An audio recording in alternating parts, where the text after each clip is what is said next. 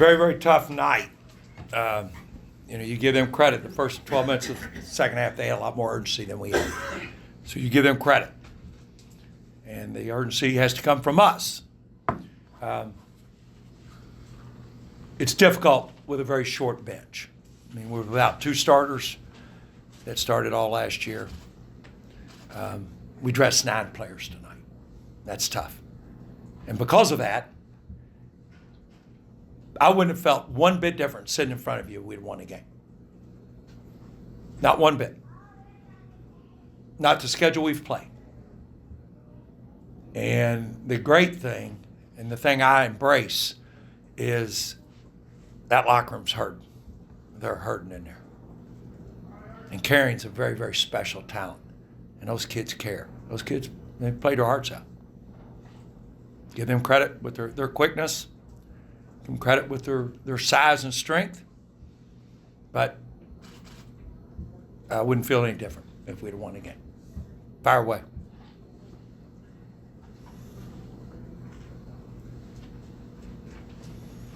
Scott. Sorry.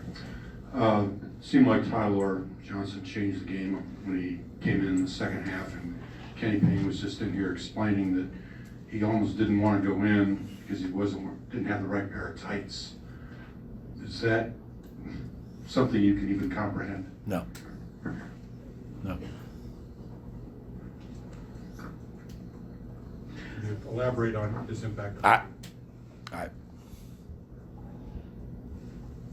If it's yes, no question. I cannot comprehend that. No, I can't. But I coach my guys. Scotty, I guess just for you. But I can say this. I've coached a long time. That's a first. Dom. Just for your guys, without having been, how much did it change, I guess, what you wanted to do? Well, he stretches the floor. He's as good a shooter as I've ever coached, period. He's Mr. Basketball. He suffered an injury Sunday night, fought through it. We had treatment and test Monday and Tuesday and Wednesday, and he'll get treated tomorrow and be on his way to recovery. And the report was great. We were elated. Prayers were answered. But he stretches the floor. So, I mean, as good as anybody I've coached at Bellarmine, period. Scotty, another Power 5 conference team that you're facing here, and you still have more ahead of you as well. Thanks. How important are these games for you as you guys continue to prepare for your conference play and you kind of gauge what your team is? Well, you can't simulate that in practice. We can't go against a Huntley Hatfield, a Dennis Evans, guards with that quickness in league play. You can't simulate that in practice. And, we embrace the opportunity to put our players in a situation to learn and get better. Yes, it's tremendous exposure for the school. And we're going out to Salt Lake City and play BYU and Utah, which are two phenomenal teams. I mean, Utah may be as good as anybody I've seen, period. And that will, again, help prepare us. It's after the semester. We won't be missing class time. And think in the big picture. Are these players ever going to get that opportunity the rest of their life? In all likelihood, no. And these young men value that. And we will never, ever not put them first. Scott, they were averaging, I think, 30 free throws a game, and they didn't shoot any in the first half. I know they shot 22 in the second half, but they took 15 of 29 shots from 3 in the first half. Is that what you were wanting them to do? Contain the ball. Contain the ball. Absolutely. Number one thing on the scouting report, contain the ball. And specifically, not get beat to the outside. Did we fatigue with the short bench and a lack of depth? I have no way of knowing that. But the same team that did a great job of it the first half.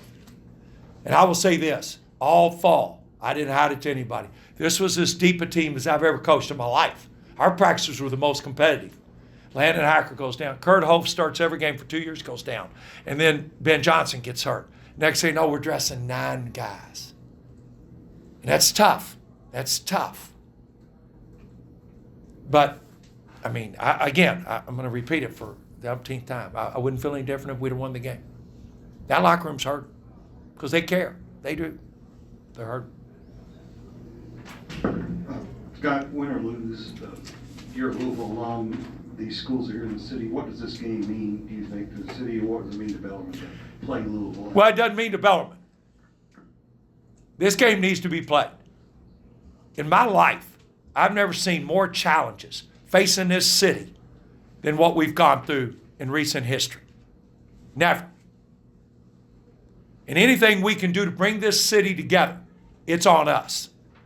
What that stadium was like Saturday due to Coach Brom and that program helped bring people together. They enjoyed it. They enjoyed the outcome. None of us did. But we need to do that. Why? It's two phenomenal institutions.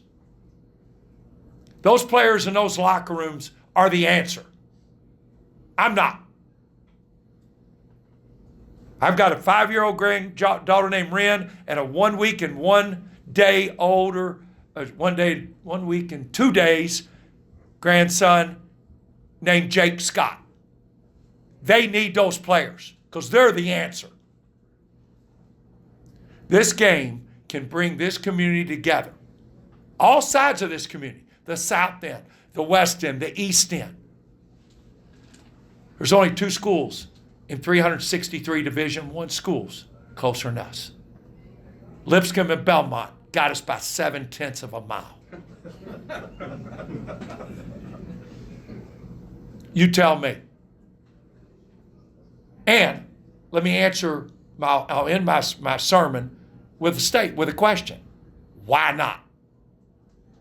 Give me one reason. Coach Crum's first victory ever. Bellarmine. First game I ever coached at Bellarmine as a head coach against Coach Patino in Louisville. This community, if we have to fill the place with teachers, first responders, nurses, caregivers, let's fill it.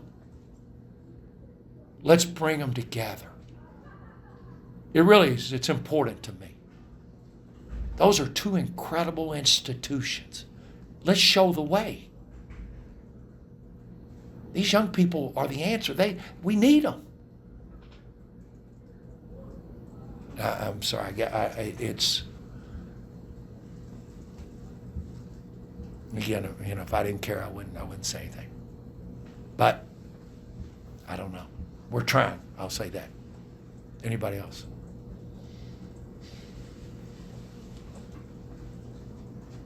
Everybody good? Thank you. Thanks, guys. Thank you.